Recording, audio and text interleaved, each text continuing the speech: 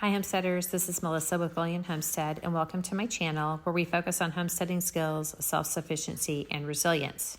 And today I'm going to show you how I purchased a bunch of different cheeses in bulk and I'm preserving it for up to 25 years. If you're new to our channel, you might want to hop over to our website at GullionHomestead.com where we have homesteading tips, recipes, gardening ideas that we will be sharing. We would love for you to join us in that community. All right, so let's start with some of the benefits of waxing your cheese. So I have a mixture of hard cheese and soft cheese. And first off, when you're doing cheese like this, typically you should have red cheese, or red wax is for hard cheeses, yellow wax is for soft cheeses.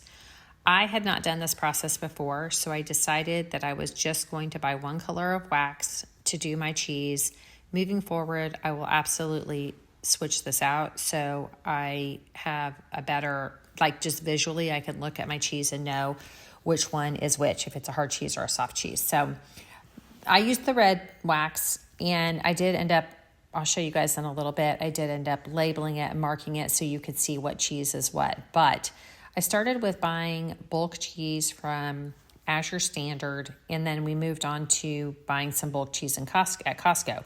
When you buy cheese that's already sliced in like 6-ounce blocks and placed in plastic, like food saver type plastic, it can last a long time, but it's also, you're paying a little extra because you're not buying by the pound really, you're buying by a 6-ounce block. And so when you start to look at the prices, you start to realize very quickly how much per pound the cheese is. So when we buy cheese, we always look at the per pound price.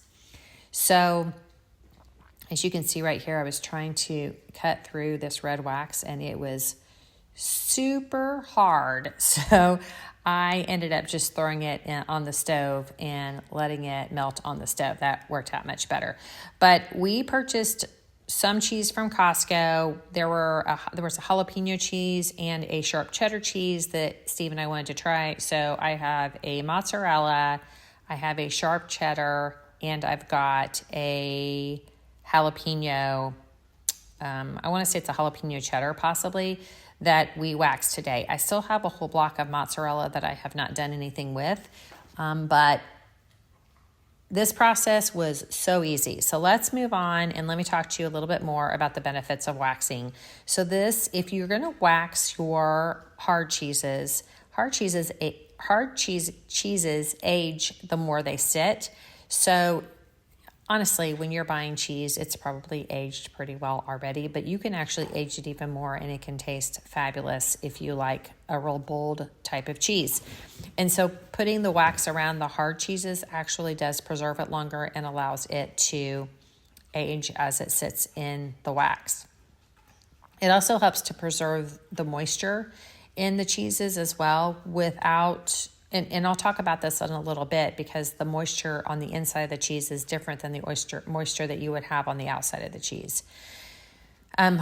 If you do it correctly, it will avoid any mold growth and it just enhances a longer shelf life for your cheese. Now, cheese waxed properly will last in a cold room or a refrigerator for up to 25 years. Now, I don't plan on keeping my cheese around for 25 years, but I love the idea that if I buy in bulk and we don't eat it within 30 days, that it's not going to go bad, or however long the package says that you're supposed to keep your cheese. It actually just makes me feel better that I can actually preserve it for longer periods of time. So I wasn't sure about waxing mozzarella, and this is what I'm working on right here, which is a soft cheese, and it was great. I will say in waxing the mozzarella, when I sat it on the countertop for too long, it started to get a little soft. So moving back to the way I did it this time, I'll probably do it a little bit different next time. But when I started this video, as you saw, I pulled the cheese out of the refrigerator. I bought 7 pounds of mozzarella, sliced the mozzarella into chunks that were about 1 pound a piece. laid that on parchment paper in the refrigerator on a cutting board and let it sit for about 24 hours. And I did some research on this, and the reason I did that is to try to get as much moisture off the outside of the block of cheese that I cut, because I didn't want any moisture to be stuck between the outside of my cheese and my wax. Moisture and air, of course, is where mold growth occurs. And so if my thought was, and from what I read, that if you have no moisture, no air, then you would have lack of mold growth. So as you can see, I literally am just dipping the wax on half a block of cheese and then putting it right back on my parchment paper to let it dry. And basically, almost about the time that it hits the parchment paper, it's almost dry. So you really, I tried to let it dry completely just to make sure I was building on that wax. Refrigerate them. Yeah. So when we move, if we can get a cold room, we can actually do this. And of course, I'm checking. I couldn't find anything that said you could do mozzarella cheese. So the mozzarella cheese is kind of a test for us to see how that works. But we'll probably it's a soft cheese. But we'll probably eat it up before that anyway, you know?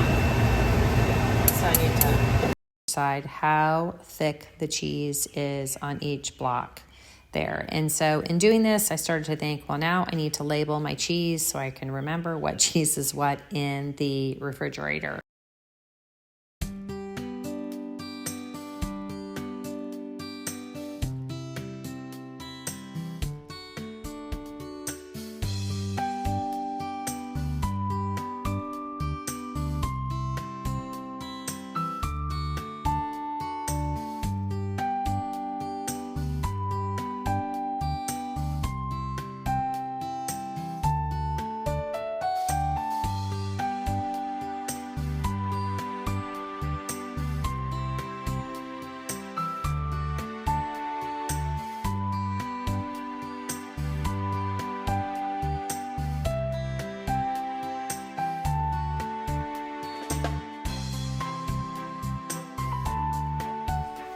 So after doing the cheese, I did do a little bit more research and found that you can absolutely do soft cheeses this way.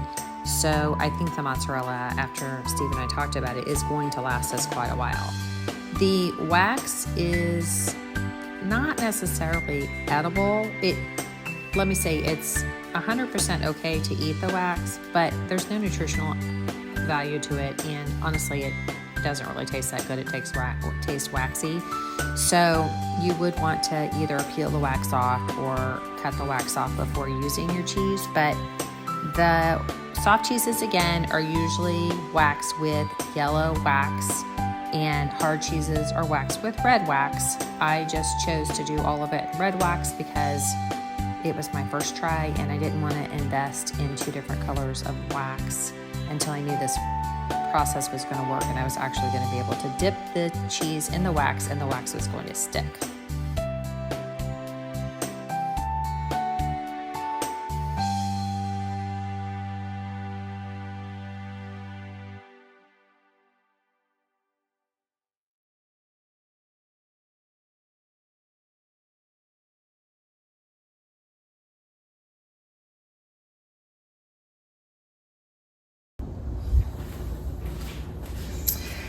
Okay, guys, so just wanted to go over a few things about waxing your cheese. First of all, I did 3 to 4 coats of wax, and you can brush this on or dip it. I did not have a brush that would work. You have to have a food safe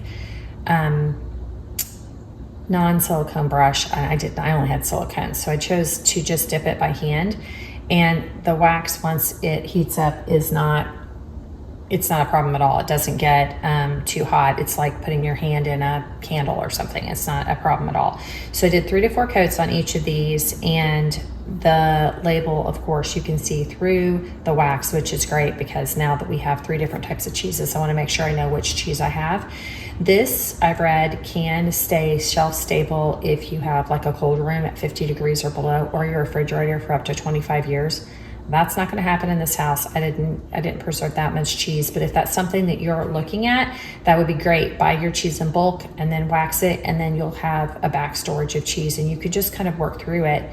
If you work through your cheese, once you go through a certain amount of cheese, you can just buy more cheese and continue to wax it, and just make sure that you always have a bulk supply of this. Now, one of the reasons I decided to do this again is because when I put my cheese, I've frozen my cheese for years, but now that I'm buying raw cheese, I feel like when I get it out of the freezer, the texture is a little different, and it's not really good for like charcuterie, those types of things. And we like to just have charcuterie for dinner sometimes, or take it out to the winery. So I just needed to make sure that we had some cheese that we could buy in bulk that wasn't going to go bad, and that we can preserve for situations like that and not put it in the freezer. I do still freeze some of my cheese, but I would say the raw cheese I've been purchasing has not really preserved as well in the freezer, and so I'm hoping this is going to do better. Hi guys, I'm back, and I just wanted to wind this video up and let you know that I pulled some cheeses out of the fridge after a couple of days. The cheese is very thick, very hard. If I push on it, really, especially the hard cheese, it's not cracking at all. It might be a little bit flexible with the soft cheese, but not like if you pull it out of the fridge, you'd have to like really grab onto it to get it to crack. But it seems like it would probably crack off very easily of the mozzarella cheese. The mozzarella cheese I actually did, after it got really nice and hard, the wax, I actually marked it with a Sharpie, and that worked fine. But with the habanero cheese, I went ahead and tried the label maker. I know that I didn't really show that part on the video very well, but if you just do like a label maker, you can actually just stick it on your cheese and then dip it a couple of times, and it'll cover it with wax, and you can still see through the wax. So I think this is such a great preservation thing. Moving forward, if you are one that wants to buy in bulk and looking for sale prices, sometimes you can get cheese on sale in bulk or at some big box stores, and then you can cut it up yourself and do something. This is a great thing. Like I said before, there's no way that this cheese will last us 25 years because we eat cheese a lot around here. But this can stay in your refrigerator, and we might have 6 months worth of cheese now, because although we eat a lot of cheese, we